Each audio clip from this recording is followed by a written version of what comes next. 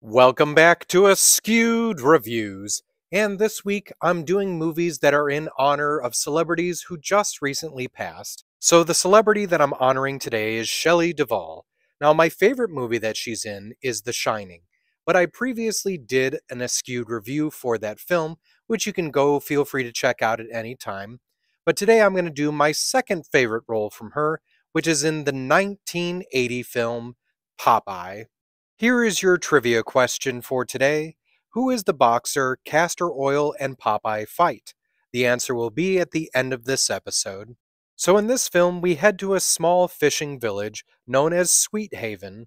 We meet our main character Popeye, who is a sailor that is just coming into town. Quickly, Popeye realizes that in the town, everything is taxed. Also, it seems to be run by someone named Captain Bluto, who is following the orders of a mysterious figure known as the Commodore. So the reason that Popeye is here is he's trying to find his long-lost father, but in the meantime, he'll settle for just finding a place to live. This brings him to the oil residents, who happen to have a room for rent. One of the residents of this household is Olive Oil, a young woman who is apparently supposed to get married to Captain Bluto. Now, the one big issue with that is Olive does not seem to be interested. And an even bigger issue is now there seems to be some sort of interest between Olive and Popeye. Bluto, of course, ends up finding out about this and is not happy.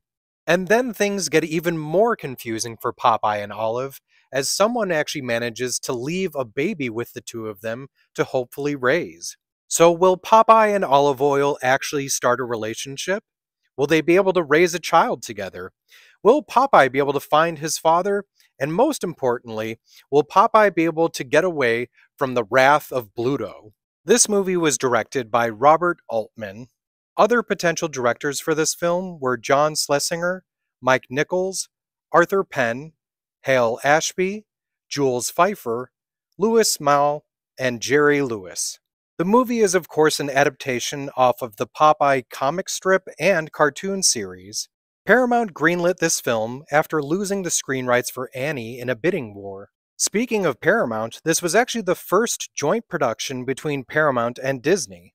Robin Williams plays Popeye the Sailor, and this was actually his first starring role in a film. Something that's funny though is most of Williams' lines were so inaudible that he had to redub most of his dialogue. The role of Popeye was originally offered to Dustin Hoffman, who ended up turning it down. The fake forearms that Williams wears were not actually ready when filming first started, so that's the reason why he wears that raincoat to hide his arms near the beginning of the film. Shelley Duvall, in my opinion, was perfect casting as Olive Oil. Apparently, just like Williams, she sang all of her own songs in this film. Both Lily Tomlin and Gilda Radner were also up for the role of Olive Oil. You may not be aware of this, but Olive Oil was actually one of the original characters for Thimble Theater comics. In fact, she showed up in the comics 10 years before Popeye did.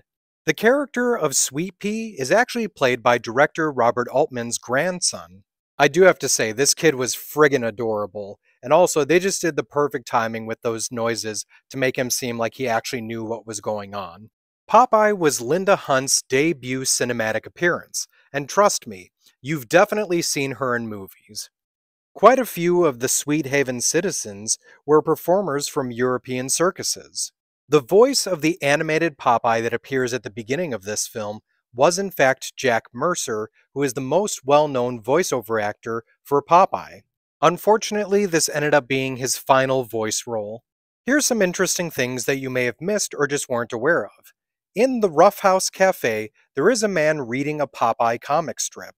When Pappy, played by Ray Walston, hits Popeye in the head with the can of spinach, it actually hit Williams so hard that he required stitches. The original script did actually have the character of Eugene the Jeep. In the comics, Eugene was this weird creature that had the ability of using kind of telepathic or future predicting powers.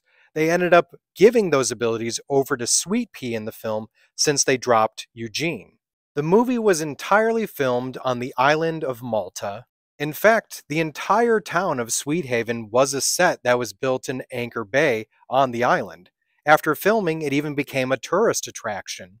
Most of the film's budget went to creating the town of Sweet Haven, which is why the octopus at the end of the film looks so low budget.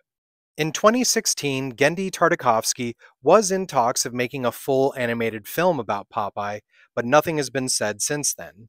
So when it comes to the film Popeye, I really do like this one, because here's the thing. It's not the greatest movie, and even though it's a musical, the music is just okay. But you do have to admit, this was a pretty good adaptation of a comic strip that probably wouldn't normally have gotten a full-length feature. The two things that really impressed me with this film is almost all of the actors actually look like the characters, and they really did make this feel a bit like a cartoon that came to life. So I think I'm going to give this one a 3 out of 5. And if you liked Popeye, other movies I recommend checking out are the original Pete's Dragon, The New Adventures of Pippi Longstocking, Mary Poppins, and Chitty Chitty Bang Bang. Now it's time for the trivia question from the beginning of this episode. Who is the boxer Castor Oil and Popeye fight? The name of that boxer is Oxblood Oxheart. And if you didn't know, this is a character that has shown up from time to time in Popeye's cartoons and comics as another antagonist. I hope you enjoyed this episode of Askewed Reviews. And if there's a movie you'd like to see get a review, just mention it in the comments.